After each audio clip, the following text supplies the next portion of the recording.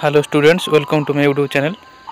आज हम +3 third semester paper 6 किसी 2 नंबर विशिष्ट प्रश्न उत्तर आलोचना करिया जहाँकि एग्जाम पे हेल्पफुल हो पार। देखिए प्रथम क्वेश्चन कौन देजी। प्रथम देजी सामंतवाद व्यवस्थार पतन कारण कौन। यार उत्तर हूँ सहर और नगर उत्थान फल कृषक मान स्थानांतरण उत्साहित कला।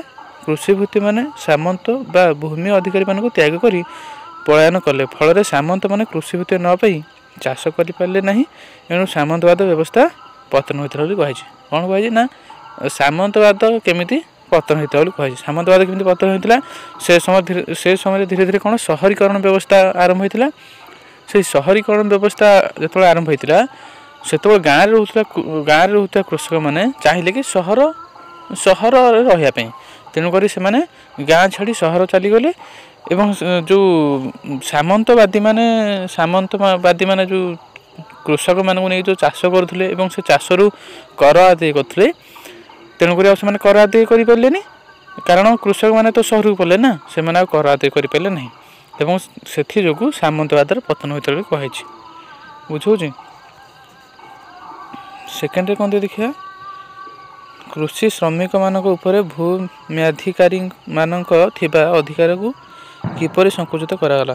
उत्तर हूँ कृषिभूति व कृषि श्रमिक मानक भड़ा सूत्र में कृषि भूमि प्रदान करने द्वारा भूम्याधिकारी मानक अधिकार संकुचित होता है कहुई।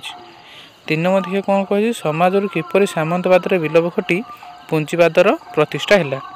उत्तर हूँ वाणिज्यर द्रुत अभिवृद्धि और अर्थनैतिक संप्रसारण घटवर सामंतवाद विलोप हो पुंजीवाद प्रतिष्ठा है। पुंजीवाद कौन कहले बोले माने पुंजीवाद ताकू कहुए जोटा हूँ निज क्वालिटी अनुसार आम आगे बढ़िया से पुंजीवाद। सामंतवाद कौन क्या अंडर आम कम करा से हूँ सामंतवाद। किंतु पुंजीवाद कह गले धर आम निजे वाणिज्य करवा युवाक हूँ आम पुंजीवाद बोली कहीपर। निजे वाणिज्य करवा निजे किसी गोटे करके आम उन्नति करवा यहाँ हूँ पुंजीवाद। तो 4 नंबर देखा कौन देखिए 4 नंबर देखिए कौन ना गृह बाहर उत्पादन करने व्यवस्था समाज में क्यों 2टी परिवर्तन आनी कहुई। उत्तर हूँ गृह बाहर उत्पादन करने व्यवस्था समाज में एक श्रमिक श्रेणी सृष्टि और श्रमिक मैंने केवल से श्रम बिक्री करने परिवर्तन आनी कहुई।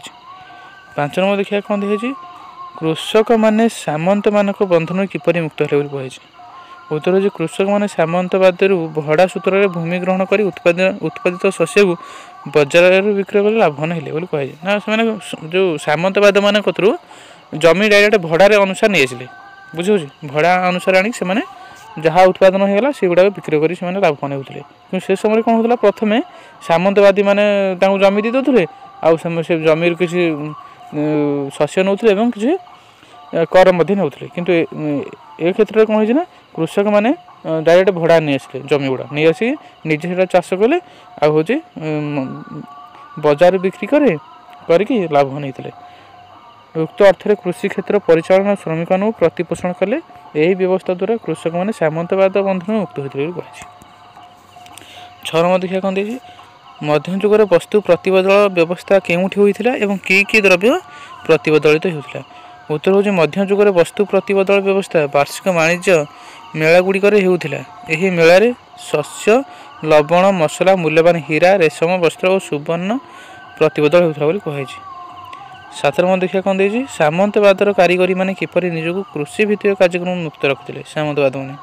उत्तर हूँ सामंतवाद कारीगरी माने नूतन नगर भित्तिक पुंजीवाद योगदान करने फल निजक कृषि भित्तिक कार्यक्रम निवृत्त रखिते। 8 नंबर देखिए कौन देखिए नूतन रूपे स्थापित वाणिज्य केन्द्र गुड़िक कि वाणिज्यिक और अर्थनैतिक कार्यक्रम चलुला।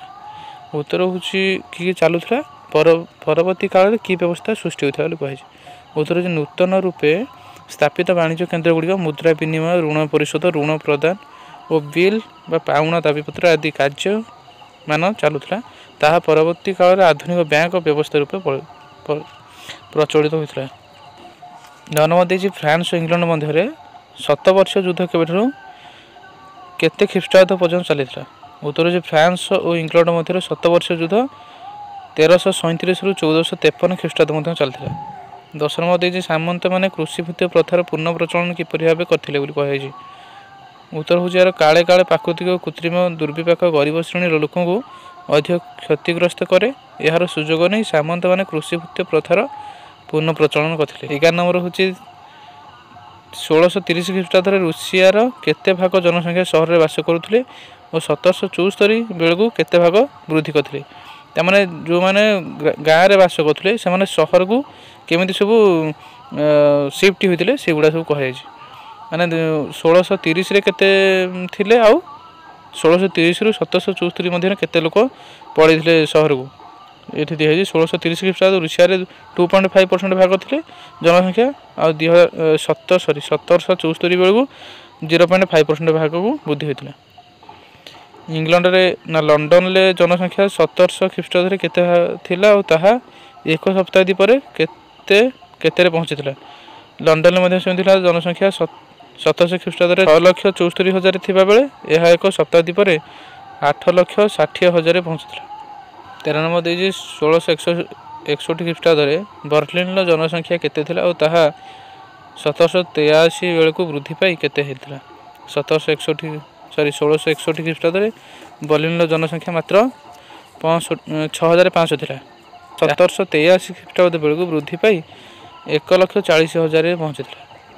14 नंबर देजी कौन आमस्टरडाम जनसंख्या 1430 ख्रीष्टाब्द केते थिला ताहा 1800 ख्रीष्टाब्द बेलू केते थिला कहुए।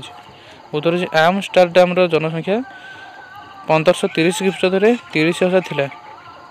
1800 ख्रीष्टाब्द बेलू यार जनसंख्या 2 लाख पहुँची। 15 नंबर कहते सामंतवादी समय उल्लेखनीय आविष्कार कौन था।